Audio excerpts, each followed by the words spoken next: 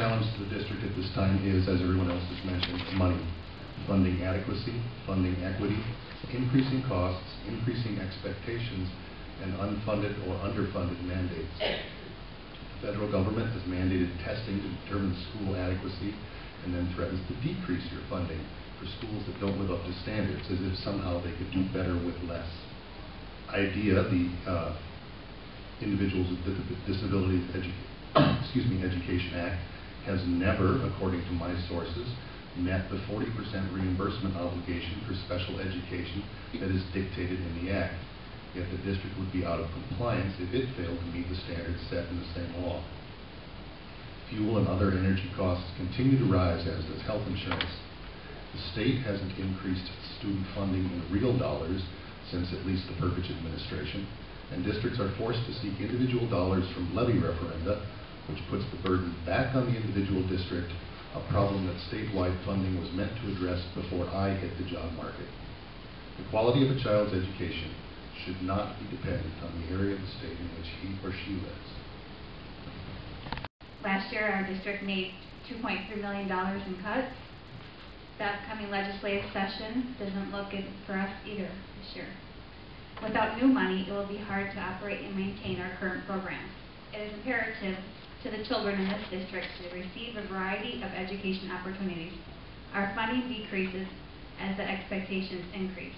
This is the biggest challenge.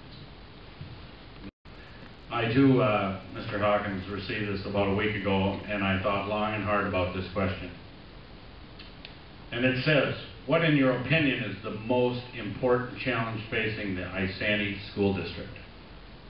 And I knew everybody up here was going to say money, and it is. It's a big part of it. But it says in there, facing the Cambridge Isanti School District. And what we're going to face is the agility to adapt. We're going to have to be prepared because we know these cuts are coming. We know it's ready. We know we're going to have to make them. We're going to have to be agile enough to adapt, whether it's through our custodians, our bus drivers, our students, our teachers, our cooks. Everybody is going to have to adapt to this budget. And it's coming, and we all know it. The biggest thing is get prepared for what's coming. Better batten down the hatches.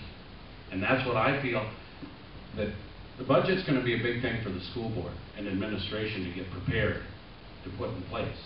But it's going to be the agility to adapt for everybody in the school. That's what I feel is going to be a big part of it. And Mr. Rodriguez, you're going to go down to the state legislature this year. Where were you last year and the year before? Well, okay, then you should have stated that you were going to be there. We'd like to write all the candidates in some forum. That's fine. I still got time. Not a debate. Okay. You have 30 seconds.